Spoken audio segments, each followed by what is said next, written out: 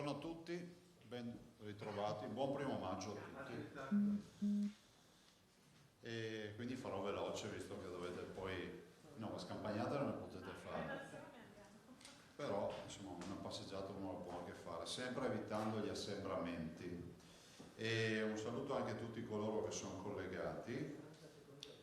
Passerei subito al bollettino che diamo tutte le mattine a mezzogiorno e mezzo. Allora, sono 361.404 tamponi, sono 11.135 in più di ieri, sono 18.098 i positivi, sono più 138 rispetto a ieri. In isolamento abbiamo 7.182 persone, che sono esattamente 289 più di ieri. I ricoverati sono 1.087, sono 39 in meno rispetto a ieri, quindi vedete che continua il trend di calo dei ricoverati.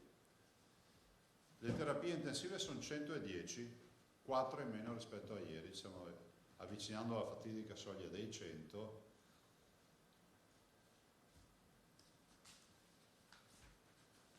Le terapie intensive non Covid sono 2,37. Per darvi un dato, oggi abbiamo più pazienti in terapia intensiva che non hanno il coronavirus, che sono questi, 2,37, contro i 110 di coronavirus.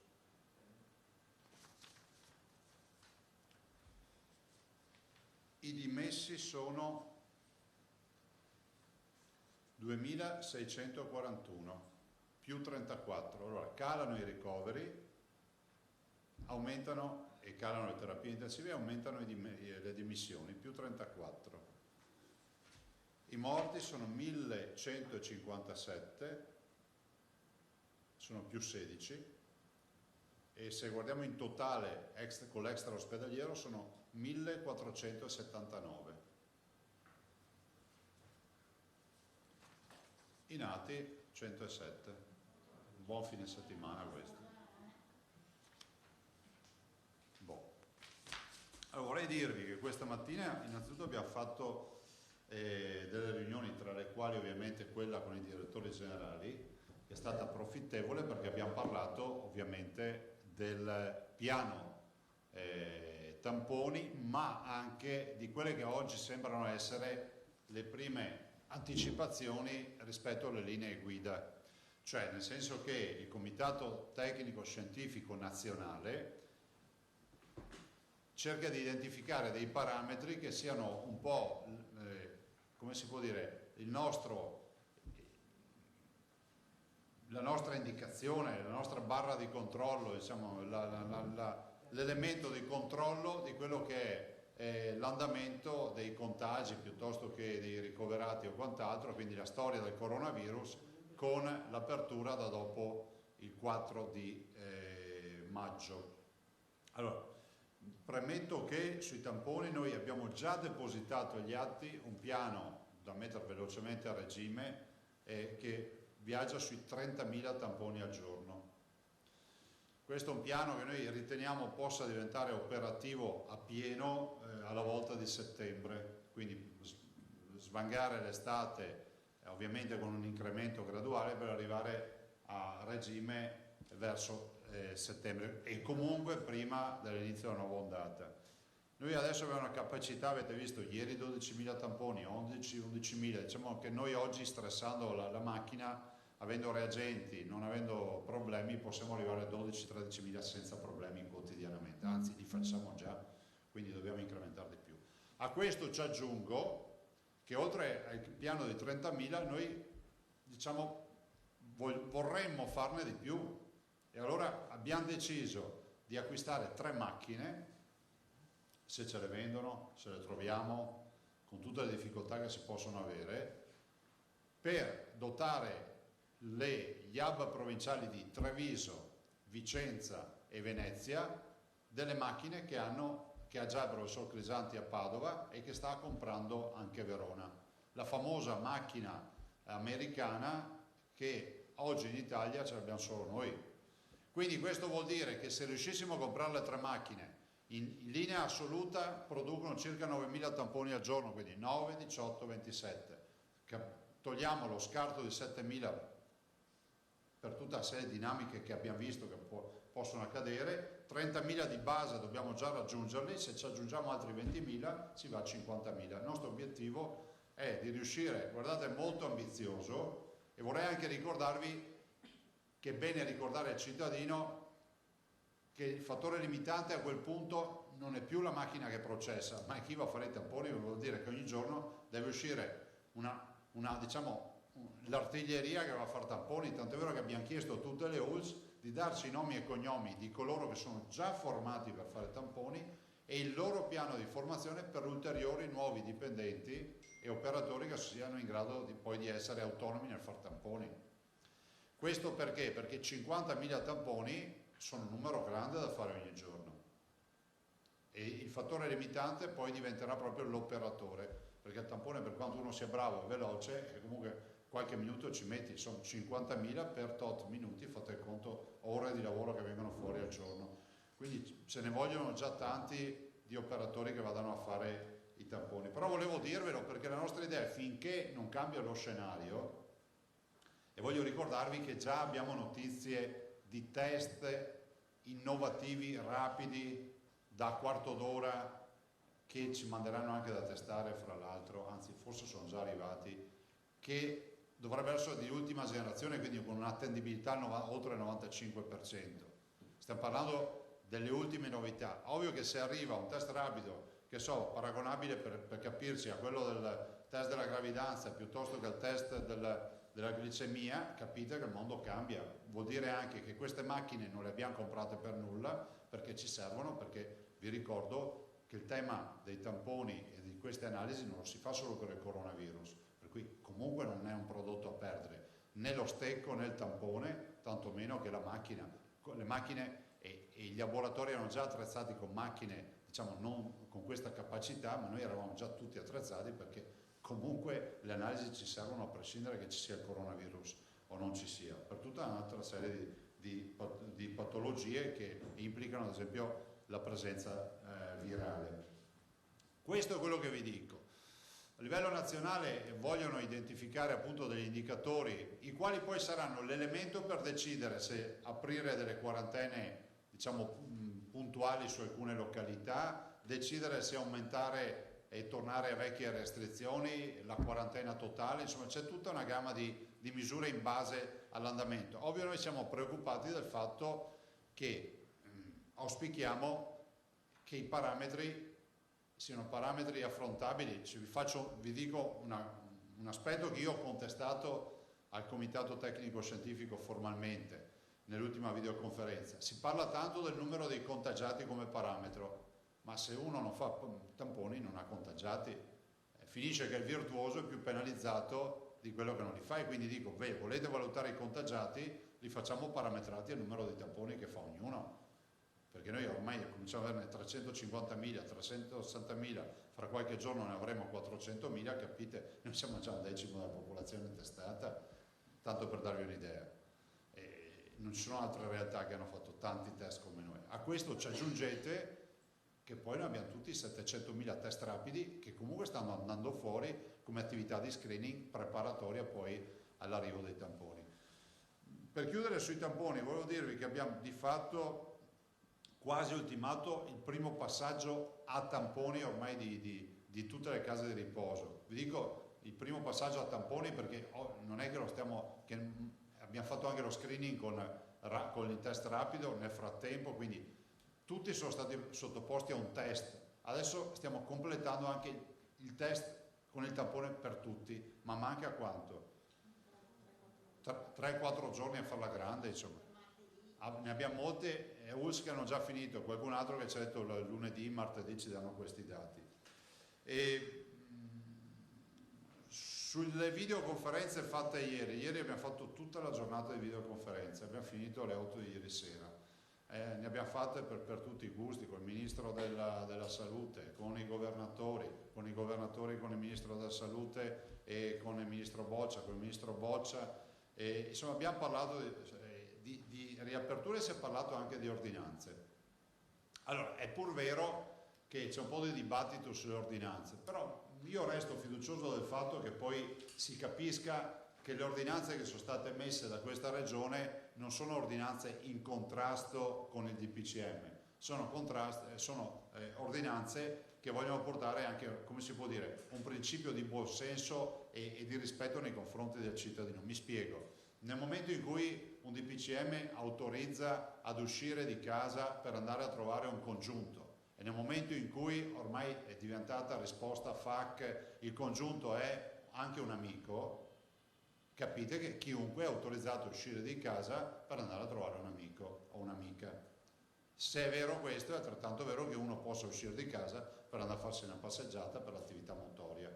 La nostra ordinanza dice attività motoria nel territorio comunale, però ricordo in solitaria, cioè uscita individuale, con la mascherina e con tutte le attenzioni per il rispetto del droplet eventualmente, quindi del distanziamento sociale, e dall'altro anche dalla definizione di evitare tassativamente gli assembramenti.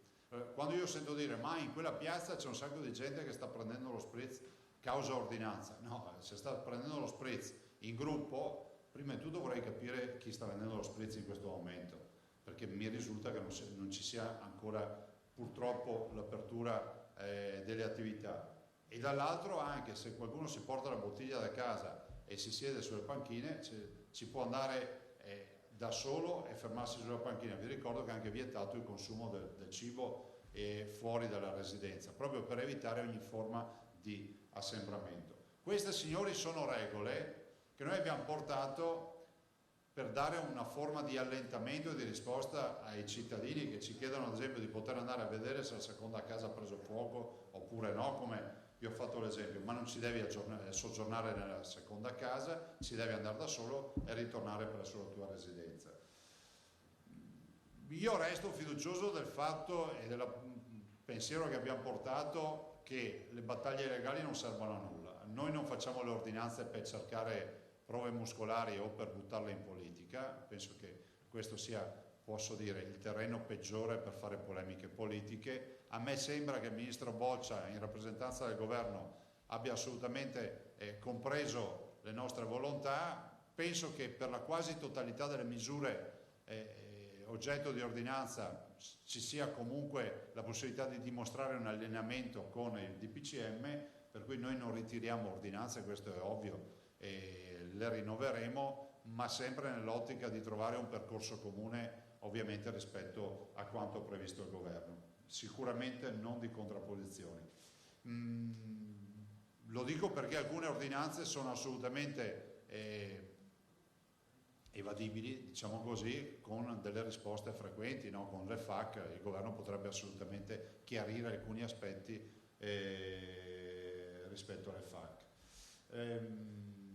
Se vi interessa una delle contestazioni, adesso cercheremo di capire che contestazioni che i Legulei dicono che è incompatibile con quello che è previsto dal DPCM, e tenetevi duro, è la vendita di fiori e piante nel mercato. Ma io posso anche capire il principio, perché effettivamente non è prevista, però io ho anche detto, guardate, per carità, noi siamo qua per ragionare, però è anche vero che i fiori e le piante le posso vendere alla fioreria, al flower garden, quindi al garden dei vivai, lo posso vendere nei supermercati e non lo posso vendere al mercato, che fra l'altro è in versione ridotta, no, all'aperto ma anche in versione ridotta perché riguarda solo l'agroalimentare. E quindi il tema sembra sia la vendita di fiori e piante e articoli, abbigliamento per bimbi nel mercato open air. Vabbè, queste sono pratiche, ma guardate, non ve lo dico per polemica, ve lo dico a maggior ragione per dire che se la contestazione è questa rispetto alla mole di lavoro che abbiamo fatto, direi che siamo a buon punto, insomma. Ma guardate, affronteremo anche questi temi. Di certo è che io resto convinto che le ordinanze che ho firmato vadano nella direzione tanto di non far cagnare, ma soprattutto di dare risposta ai tanti cittadini. Detto questo, si aprirà, si dice che ci siano circa 1.200.000 lavoratori che torneranno al lavoro il 4. Noi siamo preoccupati, lo abbiamo ribadito al governo, ovviamente portando la totale nostra piena disponibilità per la partita dei minori che non hanno possibilità di essere assistiti e seguiti dai genitori che devono andare al lavoro, per cui noi continuiamo a dire che una misura urgente, straordinaria, ci voglia subito, perché aprire tutto il 4 mattina e sapere che ci sono dei minori che inevitabilmente rischiano di restare da soli a casa, penso che non sia sostenibile. Quindi l'appello che continuo a fare al Ministro della Scuola in generale per attivare tutte le misure possibili e immaginabili rispetto a quello che è scuola e edifici scolastici. Dall'altro il governo per il discorso del congedo parentale che sia sostenuto per bene finanziariamente o eventuali spese per babysitter, e infine la nostra disponibilità a mettere in piedi un network di diverse strutture, quindi che sono le scuole paritarie, quindi gli asili che ci hanno dato disponibilità, per la FISM ci ha dato disponibilità, i GREST, i centri estivi, le strutture private, le associazioni sportive e quant'altro, in modo tale da creare una rete sociale di gestione dei bimbi, ovviamente dei minori che hanno necessità nelle ore nelle quali i genitori vanno al lavoro. Penso che questo sia anche un atto di civiltà, insomma, nei confronti delle famiglie.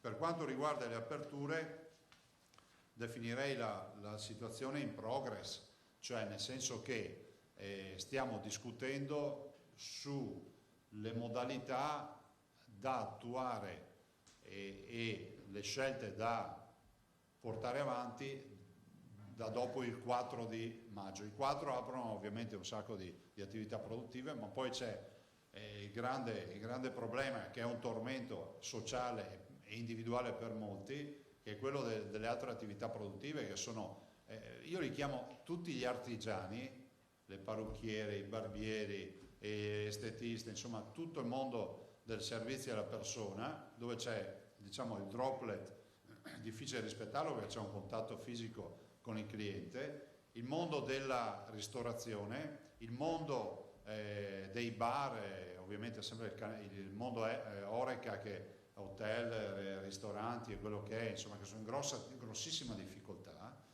e il mondo del divertimento, quindi le discoteche, gli spettacoli viaggianti e molto altro ancora. Quindi affrontare anche questi temi, che sono temi importanti e sono temi che riguardano la nostra economia.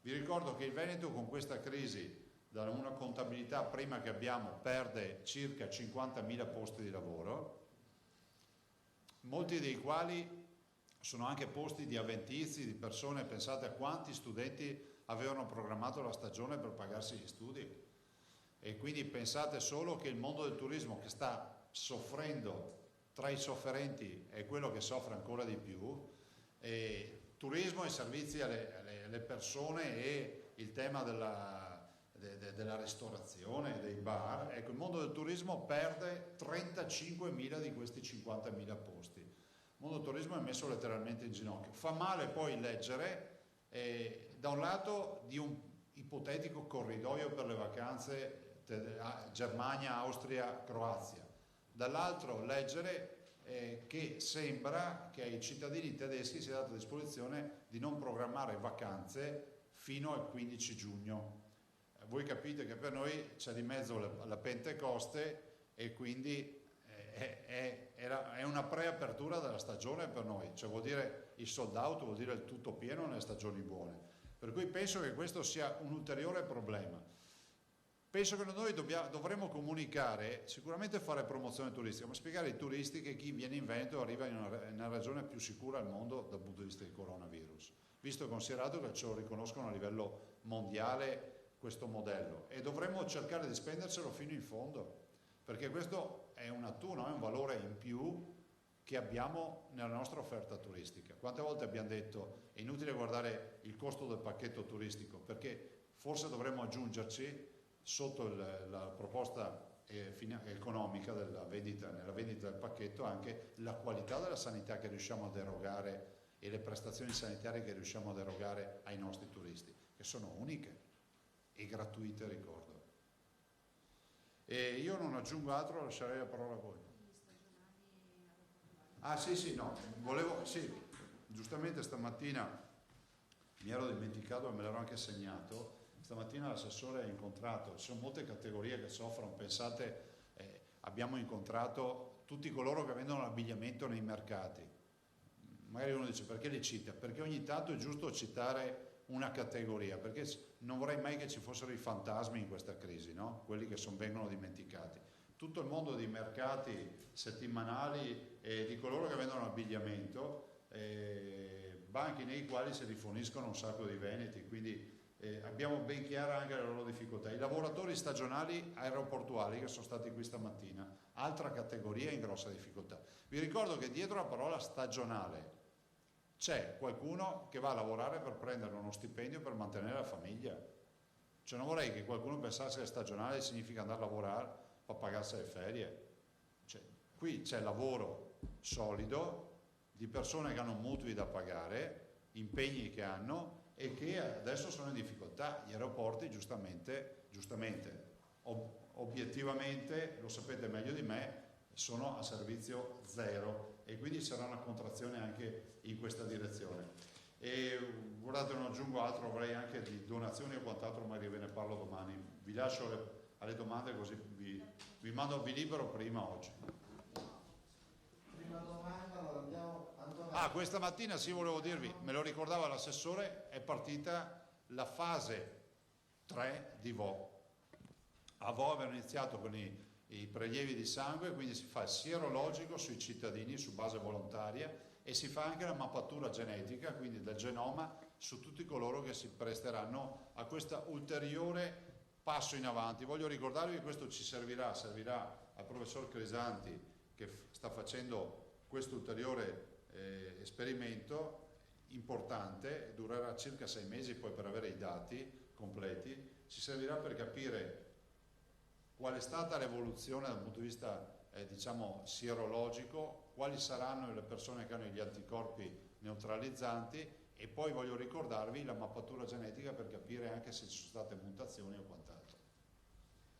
Buongiorno Presidente, Ciao. alla luce dei modelli che ancora non sono certificati dal Governo, il Veneto con i propri numeri, secondo lei, potrà riaprire prima del 18 maggio alcune attività che invece sono state, chiamiamole così, locate? Ma guardate, io dico sempre, fondamentale è la responsabilità. Il Veneto può aprire tutto, ovviamente su base solida di una certificazione che ci fa il comitato scientifico, ma noi potremmo, in linea di principio, affrontare qualsiasi tipo di apertura. Il tema è un altro, è capire se tutti noi poi entriamo nell'ordine di idee di capire che non è finita, ma che stiamo convivendo con il virus. La partita della mascherina è una delle condizioni sine qua non per fare questa battaglia. Il virus se ne andrà, probabilmente avrà una nuova ricomparsa importante nell'autunno, noi stiamo schierando l'artiglieria per questo, e poi come la storia di tutti i virus scemerà, no? Non è che i veneziani ci hanno fatto ereditare la mascherina, hanno fatto la peste, hanno conosciuto la spagnola, ma alla fine noi abbiamo la mascherina, la conosciamo ora dal punto di vista proprio di diffusione sociale. Se ne andrà anche questo virus, l'importante è non farsi male nella fase intermedia. L'unica preoccupazione che ho è che qualcuno non cominci a carezzare l'idea che tutto è finito, perché lì poi lo ritroviamo questo riscontro nei dati delle terapie intensive, dei ricoveri. E nel momento in cui torneranno a crescere, oltre il parametro prefissato, ci toccherà riapplicare le restrizioni. Allora, lo slogan che dicevo io è: se vuoi uscire di casa resta a casa, no? Sembrava quasi un'assurdità, perché più restavamo isolati, più velocemente riuscivamo a uscire. Adesso dovremmo coniarne un altro, no? Se vuoi star fuori di casa, cerca di rispettare le regole. Cioè,